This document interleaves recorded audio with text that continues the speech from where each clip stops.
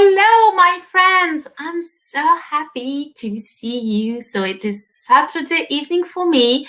It may be a different time for you, and you may also watch the replay. So welcome to French with a Smile.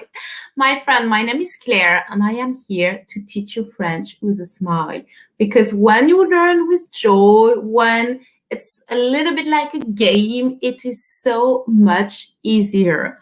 We need to make French fun to learn it better. This is so important. Okay, as you know, I am here to answer your questions. You can submit them now during the live stream, or you can go to the website and I'm going to link to it. So there's a page, a form where you can contact me. On the main page, so I'm going to add it here. If you go to frenchwithasmile.net, you will land on a video about me, who I am, the services I offer. I have 3 types of lessons: beginner, intermediate, and advanced. And then if you continue to scroll down, I have sent me a message. This is where you can submit your question for the next live stream. And as you know, I am live for you every Saturday evening. It is a commitment I made, so I can answer any questions you have about French. For whatever reason I need more time, or if you need specific examples, specific vocabulary. For instance, once I had a student who was working in the medical field, but he wasn't a doctor. He was selling, I think. He was in the business of selling pills and things for doctors and their patients. So he needed all the vocabulary that we use when we are a nurse, for instance, body parts and names of illnesses, things like that. So I found out for him a list of everything he needed to know about that. I have another student, so again, this is in the medical field, but I don't only have medical people. So my student is a surgeon, and again, she really needed that technical vocabulary in French. So this is something I'm very happy to provide. I have also lawyers, so it's easier for me because I have the diploma of a French lawyer, and I did a little bit of American law.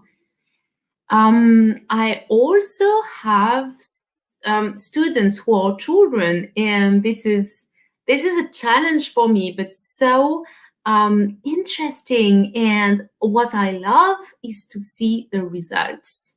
It's really to see the results. And everything I do for adults, for children, my goal is for you to improve your French, and then you don't need French lessons anymore, or you can just take them to practice and to have a conversation with me so you don't lose your French. But I really want results. I remember once I had a student who was a father of a girl who was 20 years old. And at university, she had many French exams to take, and he was very worried. So he asked me, can you take my daughter as a student, because I'm really worried for her? And I said to him, look, we are going to do a trial lesson and we can do a few lessons, but my goal is that your daughter improves her French. I want results, and I want you to see the results. Otherwise, it means I'm not a good teacher. I'm really focused on that. And to see results, when you practice a language, when you learn a language, it's a little bit like exercise. You need to practice, to repeat, to be consistent, to do that every day, even if it's for 5 minutes. Another thing I always repeat is that when you start French, it's very helpful to use children's books. So I have a few with me today that I can show you, and after the live, I'm going to put a link to them, and I'm going to explain why this is so important. So the first one, for instance, Ico et le coquillage. I love that one because in French, you have two things. Le coquillage et la coquille. So one is masculine, one is feminine. What's the difference? Shell. We have two words in French. Le coquillage, la coquille. Le coquillage is when you find a shell, usually on the beach, but in the book, he found a shell in his garden. Ico est content. Il a ramassé dans le jardin un beau coquillage. So this is a shell. Then he shows it to his mom. Il montre le coquillage à sa maman. And the shell is moving. Le coquillage bouge. So of course, this is a snail. And this is la coquille. You see the difference? La coquille.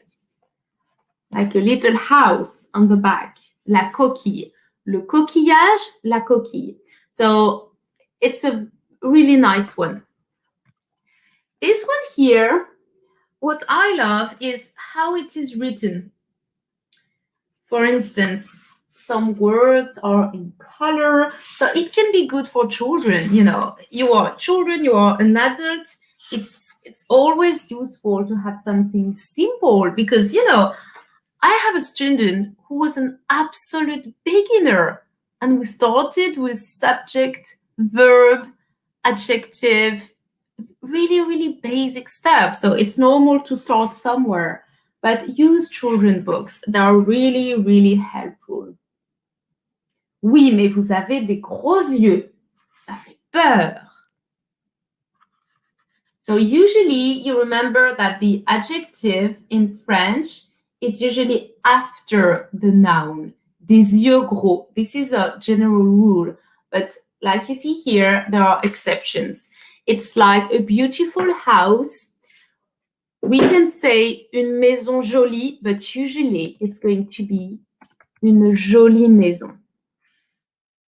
This is the exception because 90% of the time, the adjective is after the noun. Une étoile brillante, a shiny star. Un chien gentil, a nice dog. Okay, so this one is la coccinelle et le caméléon. Another one, so this one you see on the cover, it's here CP. So CP, this is a school level when children are 6 years old. So they are starting to read and to write. And I love this collection, this series, Emily.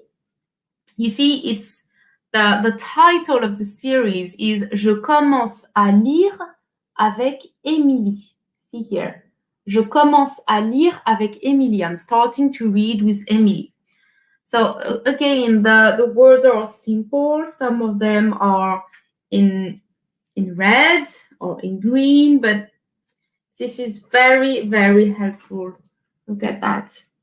To have, you know, a few words highlighted like that, and the vocabulary is simple. So yes, let's see an example. Émilie imagine un animal magnifique. Si elle le dessine comme elle le voit dans sa tête, alors ce sera le plus beau dessin de toute sa vie. So you see here, the adjective is after the noun. Emily imagines a magnificent animal. If she draws it as she can see it in her head, then it will be the most beautiful drawing of her whole life, de toute sa vie. And the last one, I love these kind of books because they talk about emotions. And it can be very tricky because it's so different. For instance, I am angry in French is je suis en colère. Je suis en colère. This is the exact translation of I am angry. So you can see the structure is totally different. Je suis en colère. Sometimes it's similar. For instance, I am happy. How do you say that? You have two ways, two adjectives.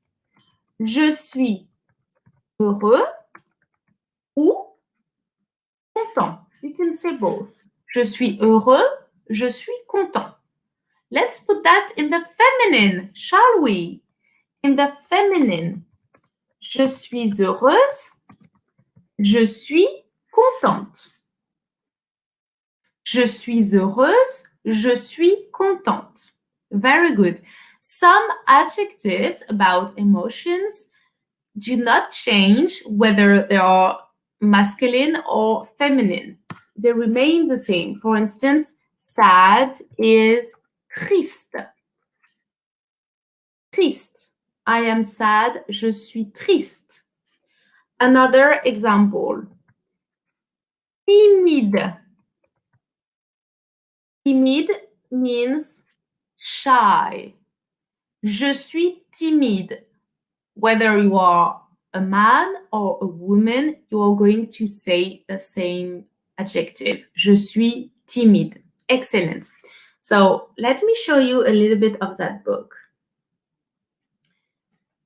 So, oh yes, for instance, I am bored in French is je m'ennuie. You see here? Parfois je m'ennuie. So we do not use an adjective here. We do not say I am something, bored. We use a verb. Je m'ennuie. What's the verb? S'ennuyer. S'ennuyer. Je m'ennuie, tu t'ennuies, il s'ennuie. Nous nous ennuyons, vous vous ennuyez, il s'ennuie. It means to be bored, s'ennuyer. Okay, so sometimes I am very happy and sometimes I feel sad. So parfois, remember, sometimes, parfois is synonym with quelquefois. Parfois, quelquefois. Quelquefois is in one word. Parfois, quelquefois. Let's see another example. Oh, I was saying to you, I am angry, je suis en colère. There is another way of saying that. Parfois, je ressens de la colère. I feel anger. Je ressens de la colère. Colère is anger. Je ressens de la colère. So what's the verb here? To feel, ressentir. Ressentir. This is a verb we use for emotions. Je ressens de la joie. Je ressens de la tristesse. When we use emotions as a noun. Je ressens. Ressentir quelque chose. To feel something. Oh, and this morning I had 3 children. I was teaching 3 different children, and it was very funny with that word. So, culpabilité. Culpabilité. It belongs to the same family of coupable. Coupable means guilty. Coupable. And this is an adjective we are going to use either at court, in the court, either, at home, to be guilty of having done mistake, an error, coupable. And the noun, culpabilité. And this morning, the youngest of my students, he's 6 or 7 years old, it was very easy for him to say that word, culpabilité. And the older students had more difficulty. Culpabilité. Excellent. Let's see. Oh, this one is interesting. So, to be hungry is one thing, but sometimes you're not hungry, you are starving. Parfois, je me sens affamé. And remember the liaison here. Je me sens affamé. So it's like I feel I'm starving. Je me sens affamé with the liaison between sens and affamé. Encore une fois, je me sens affamé. Excellent. Affamé is an adjective. So, of course, if it's me who is talking, as a girl, I'm going to add an E at the end of the adjective. Not je me suis. Je me sens affamée. Like that. Je me sens affamée. If I put that in the masculine plural, il. The adjective will be masculine plural, obviously, like that. Ils se sentent affamés. Encore une fois. Ils se sentent affamés. Très bien. Now, feminine. Elle in the plural. So here I need the plural and I need the feminine. Elles se sentent affamées. Encore une fois. Elles se sentent affamées. Okay. Affamé has an opposite. Rassasié. The opposite of affamé is rassasié. Parfois, je me sens affamée et parfois, je me sens rassasié. Rassasié. So you notice here, the double S is rassasié. The single S is zié. Rassasié. Okay? Un dessert with double S. Un dessert. C'est dessert. Un dessert. Un désert with a sound z is a desert, like the Sahara Desert. Un désert. All right? Encore une fois. Un dessert, to eat. Un désert, very hot. Perfect. So this is the last book I wanted to show you. I'm going to conjugate a verb with you today. Let's see. We are going to do something simple because this lesson was quite simple. I'm waiting to have more questions to go into intermediate and advanced, but I'm very happy to do that. And on the channel, as you see on French with a Smile on YouTube, I'm always doing a beginner video, then an intermediate video, then an advanced video, and then I go back to beginner always. That way you have as many lessons for each level. And I'm very happy to, create a video lesson around a theme that is important to you. For instance, I did a video about a human rights charter in Africa. It is called La Charte du Mondaine.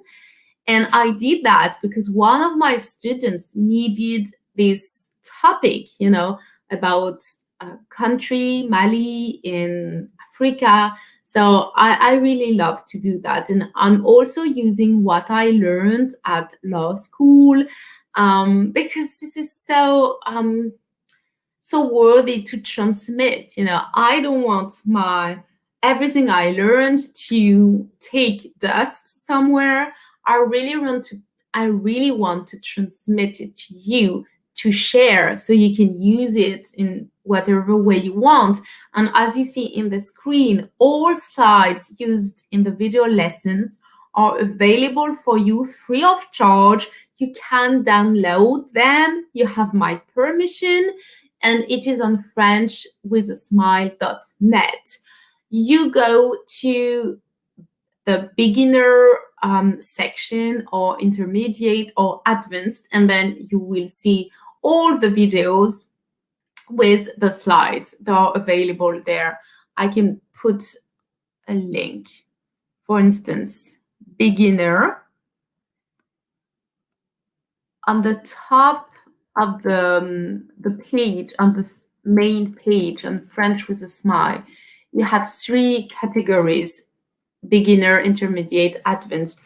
This is where you click to access the slides which go with each video, and you can download them. They are under PNG format. So this is the link for the beginner slides, and I'm going to put that below as well after the live. I'm going to do that now so I don't forget. I want to make sure, okay, my goal here is to be sure that you access the slides so you can print them, or, whatever is more useful to you. So this is beginner. If you want the slides for intermediate, this is the link. Voilà le lien. This is the link. Okay, I'm going to put it below. And the last one, advanced. So on the top of the page. So media pack, it's not for you, it's for companies which have a book or a resource to learn French. If they want to sponsor the channel or a lesson, there is a media pack, but you don't need that. So this one link, advanced, is for students who are almost fluent, but you can always learn more. You can always learn something, and it's very interesting also to dive deep into one theme which you are not very used to. For instance, if you work in the medical field, you can learn something about law, legal French, or the opposite, whatever. It's always very useful also to see the sentences and to repeat them and to hear them with my French native accent. It's very, very important. Okay, so I have these 3 links. I'm also going to share the links to Parfois je me sens by Anthony Brown. I'm going to share the link to Émilie, le dessin tout raté. This one, La coccinelle et le caméléon, de Laurie Cohen et Marjorie Béal. And the last one, le dernier, Ico et le coquillage, de Bernadette Gervais. If you want to order them and practice and learn to read, learn to speak by having one-to-one lessons with me. If you want, if you go to Preply, you can find many, many French teachers. It doesn't have to be me. As long as you find someone, this is what matters. This is the link. So this link is to Preply.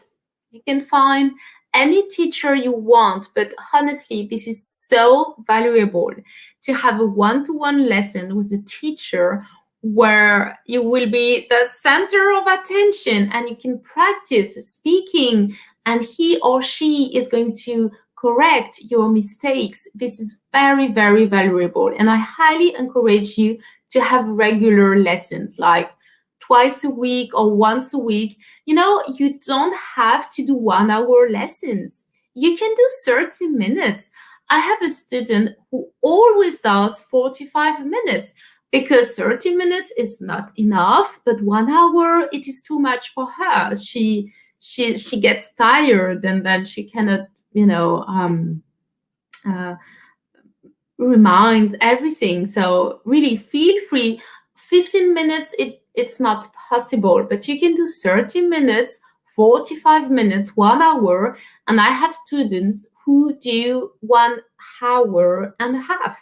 So you choose, and you can also experiment and see how it goes. There are studies about the brain, how we learn, and sometimes it's more beneficial to have shorter lessons, but on a very regular basis. And this is really what I recommend.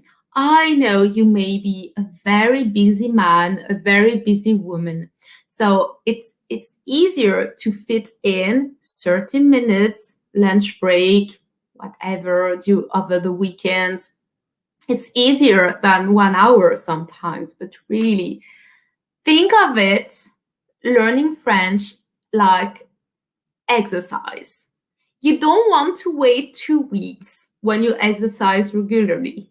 You really want to be consistent. It is the same with French. And use everything the internet offers. You can listen to podcasts. You can watch videos. You can have one-to-one lessons on Preply. You can read children's books. You can write French.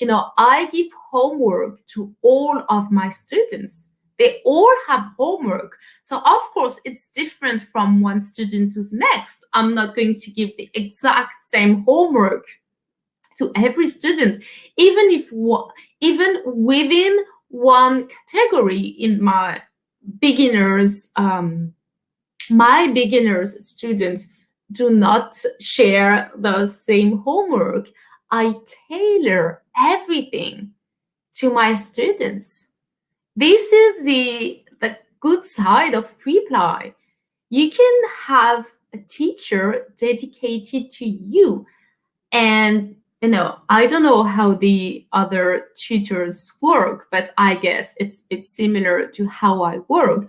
I always choose the homework according to how my student is learning, the topics, the level, the sentences, everything. So very, very useful to have this, if you don't have regular lessons on Preply, are you going to be motivated enough to do French writing? Maybe not. And even if you do, who is going to correct it? So really, writing, it's a bit like jumping into the unknown. I know it can seem scary at first, but again, even if it is just one paragraph, 3 sentences, whatever, it's very, very useful. Why? Because first, it's training for you, and second, it allows me to see where we need to work, on what we need to work on. Is it le subjonctif? Is it le futur? Is it la concordance des temps? Is it to make sure that the adjectives are masculine, feminine, singular, plural? Whatever, but it's very good indicator for me. I can see where you are struggling, and sometimes you cannot see it because it's not your native language. You cannot see it. So I really recommend that. When I give homework, it's twofold. First, a few sentences. So grammatical points.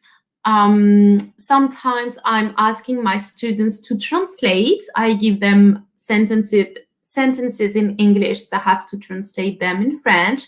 Sometimes it's about conjugation, grammar, whatever.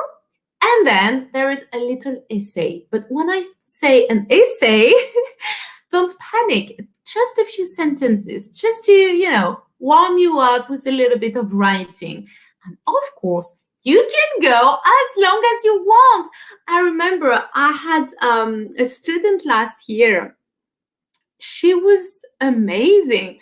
She was writing so much. Each time I was giving her homework, like a little subject, write about your memories at university, write about your latest holidays, write about your desired life, the best place in the world where you wish you were living, or write about how you rescued your dog, how you learned something, write about where you met your husband, write about the first day of school of your son, of your daughter, Halloween memories, Thanksgiving memories, whatever. It's just a purpose, just for you to write. And you can change the subject as well.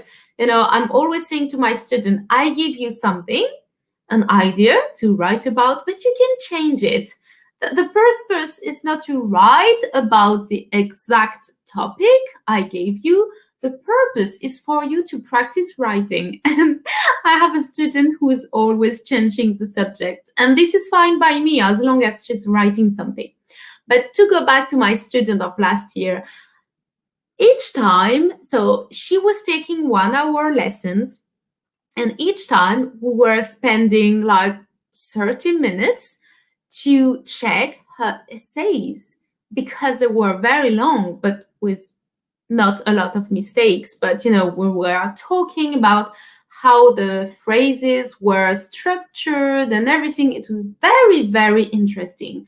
And you may require writing skills depending on your goals. If it is, for professional reasons, you may be required to write in French. And I'm very, I love to help you with keywords.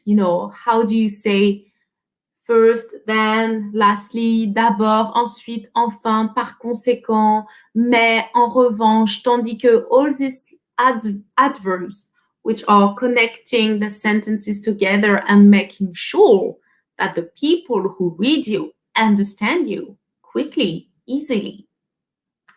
So, my friends, I'm seeing you next Saturday, 6 p.m. Paris time, France. Check what time it is for you. I can give you if I can give you the time in other time zones. If you are in PST, Pacific, it is 9 a.m.